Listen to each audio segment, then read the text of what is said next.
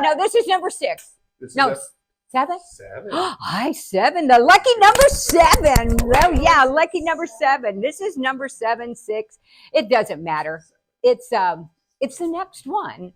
And you can tell because I've had a costume change. And so you can go, oh, she put something on over. Yes, very clever. It's a whole new week. It's a whole new week. That's right. Forgot it's a whole new week. Next week, we might be on vacation. Anyway, okay. Now that we've had our little fun before the episode begins, this is going to be about my dad again. Okay, and last week was a little bit of a tearjerker because he was that kind of man, but he was also just hilarious. So one day, when he was in the rest home, he would go riding with his brother, Uncle Charlie. Now, Uncle Charlie. For everybody has an Uncle Charlie that knows everything. Their cows are better. Their dog is better. The one upper. The one upper. Everything. His car was better. This was better. Okay. And my dad, he didn't say anything. And so I was sitting in the back. These two were sitting in the front, and and Uncle Charlie was talking about how his cows were so friendly, and he would give them range cubes. And Janie, you have those cows out by your house, and you need to give them range cubes, and I can loan you Whitey, his tame cow, so his cows would be all tamed down. And I'm like, I am in my 20s. I could care less about cows. Okay, I was having fun. Anyway, so they went on, and we went out to look at some of my dad's property, and then we came back, and this guy was still talking about cows, and my dad just sat there. He didn't say a word. So we go into a restaurant in Edinburgh called Pierce's, and that's where everybody used to hang out, and they had the best cheeseburgers. And so we go in and we sit down, and Uncle Charlie is still talking about cows. And he went on, and I'm sitting there, and I was taught that you don't tell your elders to just shut the hell up. I can't stand the cows anymore. It was terrible. So I'm sitting next to my dad, and Uncle Charlie's going about, the cows. And finally my dad goes, yep, he loves cows and I love women. Oh my God. My Uncle Charlie went like this, and I think I probably almost swallowed my cheeseburger, because that's pretty funny. He loves cows and I love women. Kind of reminds me of some of the people today. They love something else and men love women. So you can see a little thing going there. So my Uncle Charlie didn't say anything after that. He was pretty quiet all the way home, which made me extremely happy. Poor Uncle Charlie. So that was one of my dad's stories. And so another one of my dad's stories is, my mom was difficult. We can talk about that later, but my mom was really difficult, and she always had everybody taking care of her. She never paid a bill. She did all this. My dad's office did all of that. My dad was head of the household. And so he bought me this boat, or I bought this boat. Somebody bought me a boat. I had a boat. And I would take it in the beginning of ski season, water ski season, down to the boat place, and we would, get it tuned up. Of course, down here you can ski all year, which was great, but I'd get it tuned up. So I take my boat down to the boat place, and I have a friend of mine, Kathy Baker, who has passed away, but I take it down there and I drive in, and I'm like, hi, Bill, or whoever you were. And I said, just to tune up, we're getting ready to go skiing anymore. And he goes, I'm sorry, Jane, we can't do this with your boat anymore. I'm like, do what?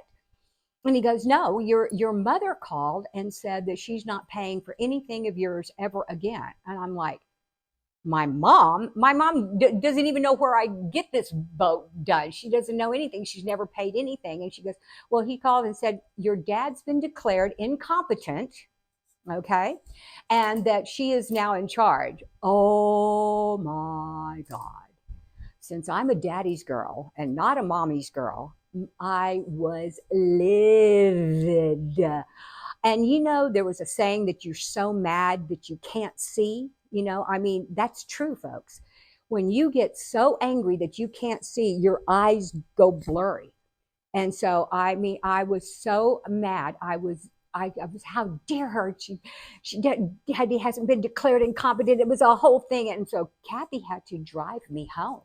I said, just go ahead and keep my boat. I can pay for it. It's, it's okay. So I drive home. And so I'm calling my dad, and I call my dad, and I said, I've got to talk to you. I've got to talk to you right now. And so I drop Kathy off. Another friend of mine, Mike Metters, who's been like my best friend for a long time.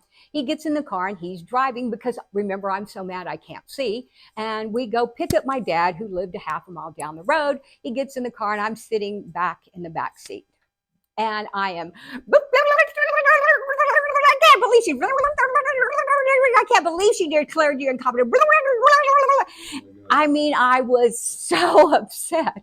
I mean, I was so upset. And he goes, so he's listening to me. And he's sitting kind of like this, looking back at me. And he's listening to me. And Mike is sitting in front, and I'm still, my fingernails are on the ceiling. I was so upset. I don't think I've ever been upset as much as that since or before. And he looks at me and he goes, Janie, you know she's crazy.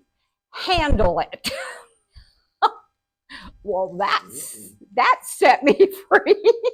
I was like, handle it? What do you mean handle it? I just couldn't. And so now he turns around, he hits Mike and goes, take me home. Like, what are you going to do about this? And he goes, take me home. And he blew me off. He absolutely blew me off. You know she's crazy, Janie. Handle it. Not, oh, Jane, I'm so sorry that you had to experience it. I never got that. It was like, hey, you fell down, get up. My knees would be bleeding. Oh, are you going to say, oh, my poor little angel? It's like, it's a long way from your heart, Jane. You'll be fine. I cut my head open hitting on a fence, and he goes, it's a long way from your heart. You'll be fine. Bleeding, it didn't matter. You'll be fine. Don't worry. But handle it, Janie. You know she's crazy. That has done me so much good, because now, the things are getting kind of crazy right now, especially getting close to election time and just people just being off their rocker. So when people get crazy, maybe you should just handle it and, just handle it. And if you don't know how to handle it, then go take a walk, do something. But my dad would tell you, she's crazy, Jane. Handle it. And then take yourself home. So, but my dad was just so funny and so matter of fact. And he just would look at me like I had lost my mind sometimes and going, what am I going to do with you? What am I going to do with you? And when I got married, he was like, Janie, the first time I got married, which I'm going to talk to you about the next time. Me, Jane Cross, marriage one. But I'll tell you what my dad and mom thought about that, huh? That's going to be a mini series within the series. No, the first one, it was only 9 months. It's not a mini series. It's just it's a reel. It's one of those 30-second reels. Anyway, here today, gone tomorrow. Here today, gone tomorrow. But my dad was always there for me. I mean, he just, whatever I needed, he was there. He was bigger than life. And one of the things he would always say if I would be so upset sometimes, and he'd go, well, Janie, it's all about love. And I'm going, this, especially with my mom, that she, when I was yelling and screaming, I'm going, I can't believe it. He goes, Janie, I love you. I said, this has nothing to do with love. And he'd say, it has everything to do with love. I'm like, no, it doesn't. Yeah, it does. Well, when you're almost 90, you probably should listen to somebody when they've gone through everything. So I've come to the conclusion now that I'm older that most of it has to do with love. No, I'm not going to say most of it. I'm going to say all of it has to do with love. So love your neighbor as yourself. I think that's biblical in there somewhere. Isn't that biblical somewhere? I think that's one of the commandments, but I don't want to get too holy on you. But, don't let the crazy get you, and love somebody like you love yourself. So next time, make sure you do it. Make sure you subscribe. Subscribe, like, and share. Words I never thought I would say in 1,000 million years. And so please, please have fun today and this week, and just go out and love somebody.